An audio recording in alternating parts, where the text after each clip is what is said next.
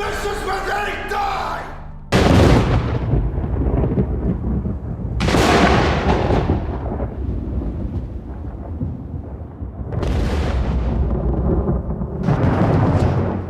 All my life, I wanted to tell this story because it's the best story I've ever encountered. And eventually, I gained the skills as a cartoonist to be, I thought I could finally handle it. And I didn't want to be one of those people sitting in a bar somewhere talking about the story he'd never get around to doing. So I read a great deal about it, and I went to Greece and sailed on the Aegean and saw the terrain. And I went to all the different battlefields, including the Hot Gates. And I was finally ready. I had read the graphic novel, and I thought it'd be awesome to make it into a movie. Zach knew the graphic novel, so it was like love at first sight. My initial reaction when they approached me was to say no repeatedly, because I really didn't want my work adapted to movies. You know, Frank is the most highly regarded graphic novelist in America. When they explained the story and then showed me the comic book, and immediately just see these guys marching and you think, oh, wow. You know, I just think Zach's got a real kind of vision on it all. And you can see it when he's making it. He knows exactly what he wants. He's like, yeah, we got it. Or, you know, you're really directed down a certain road, which is brilliant. Zach was so confident in his ability to see what Frank's book was and how to put that on film. He wanted to make Frank's version and was very determined to make the book. Zach really wanted to make this movie, and he and Johnny and Mark, and no doubt many others, were just dedicated to it. And I met Zach, and he's kind of irresistible. He's really charming, and he was completely focused on this project. It was very difficult to say no, so I didn't.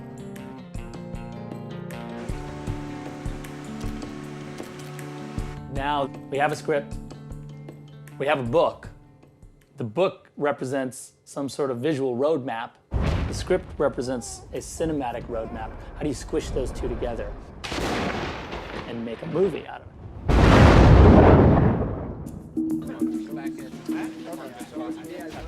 I think I might want to go a little higher on the platform. A wee bit higher, but... One more box for the platform.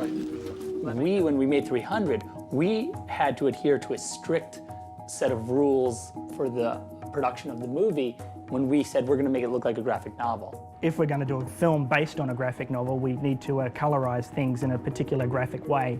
Otherwise, it basically becomes a contemporary historical epic, which wasn't Zach's intention, you know, and he said that straight up. Basically, what we did was we said, okay, when you look at Frank's drawings, a camera doesn't take a picture like that. And so every piece of it needs to be manufactured and revisualized because you can't film anything that's real. Almost all of the film is shot against a green screen, so it's up to the visual effects department and the visual effects art department to create all the backgrounds from scratch using images in the style of the comic book.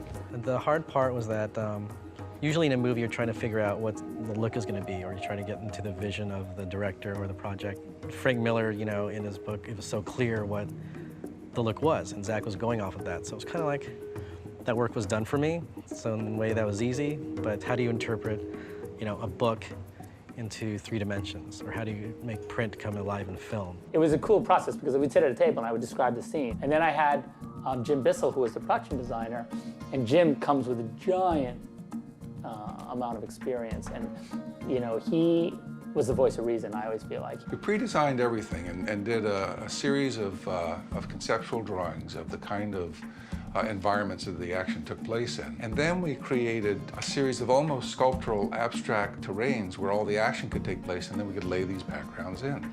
We looked at it, we processed it, we talked about how far all of these surfaces needed to be away from blue screens, we looked at budget numbers, we came up with a lot of different speculative designs and then finally settled on this design. Just because it was a visual effects movie, we still had to design every single background and set. So if it wasn't being built practically, it was going to be built in the computer. We still thought about how that was going to be built and what it was going to look like. That was really interesting is to have the CGI next to it and where do we stop construction? What's the best place to stop building and for them to start building? These days, you know, somebody like Jim Bissell and a lot of production designers actually create their sets in 3D, much like a visual effects artist would. And he'll actually literally draw what his set looks like in 3D and then go and put a virtual camera in that set and be able to previs. What kind of space can we have for the actors to move through that we can light and then marry to the backgrounds that we later lay in with the computer? So what we've done is we've actually sculpted a model of what we think the battle area is and what the hot gates look like right here. And we photographed it from some of our primary angles. And Meinhard is putting a painting, he's laying in the rest of the geography here. A small percentage of the time you won't actually have to do any visual effects work at all because you've actually got the entire set there. You know, it's about minimizing workload in post-production by doing a little bit more work in pre-production. One of the things that I think is really overlooked, but I think really evident in 300 is that when you blow out a highlight, if you did that in a real photograph, the sky would be white. Couldn't find anybody of that sort of stature, and the design, we did several designs based upon a bodybuilder. When they finally cast Robert's 7'1", he's a wrestler, but his body wasn't built like a bodybuilder. He was built more like an old-time boxer. So when I saw him and we all looked at him, and I didn't feel the design really worked with him.